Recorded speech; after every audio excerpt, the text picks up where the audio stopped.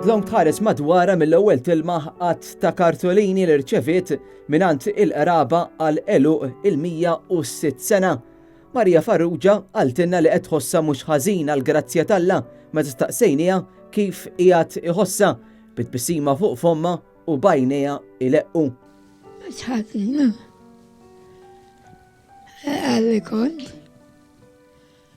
Insomma, il-babin tagħna grazzja. Twildet fis-7 ta' Marzu tal-1912 fil-Ħamrun u tista' tgħid ilha tgħix f'din il-lokalità omora kollha. Għaltinna li laħqet iż-żewġ gwerer, iżda l-ewwel waħda ma tiftakar xejn, iżda mit-tieni gwerra Mari għandha tifkiriet xejn sbieħ. Hija qaltilna li ftit li xejn kienet tinżel fix-shelter għax kienet tibża ħabba l-mart. Wara niftakarha għax mitħija.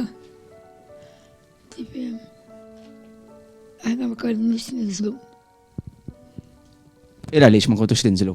Ila għaliex ma kontux tinżlu fix-shelter? Għax konna nibżaw. Għal-biċċa kbira minni kien jitżeġġa x-xejter kien ikollu l-iskejbil. Aħna ma konniex nibżaw. Ma konniex nibżaw. Konna ngħidu l-rożarju sakemm jgħaddi l-rejt. Huwa Pawlu li mit fil-gwerra kien ta' spiss joqgħod idur bit-terra maxka mill-ftit li kien jaqla kien jagħti lil-ommu. Terra maxka u iwadwulhom il-flus. Dan kien jinżel imur jiġbarhom, mbagħad kien jagħti xi ħaġa l-ommi. Kien ħobbata, ma kienx jittiha ħafna, imma dejjem kien jittiha xi ħaġa mixjar. Għaboja ma kienx kontridhom.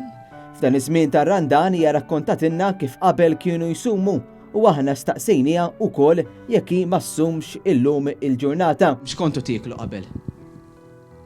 Minestra. Xi daxxej latta. Bil xi patata l-forn. Lewaġin. Mal-ħin konna niklu. Nara fil-ħodu, nafsinar u fil-għaxija. Għadek is-sum, tipprova s-sum? Kollu insumu. Meta jabadni l-ġoni jikol. Ma l-bicċa kbira ma konċi jikol. Meta kella 16 sena hija kella libsa li kienet il-almoza hija rrakkuntat x'ġara. Kont ġewwa. Kien bil-libsa fuq siċċu. Daħlet il-moda u gidmita. Titbissem bin-nostalġija Mari qaltilna li l-ħajja qabel kienet ferm aħjar fis-sempliċità li hija tant toss, żmien tassew differenti. Żgur mhux forsi u li ta' 106 Mari tħossha kuntenta li bil-grazzja talla u b'dik tal-familja hija għexet dawn is-snin kollha. Awguri Mari.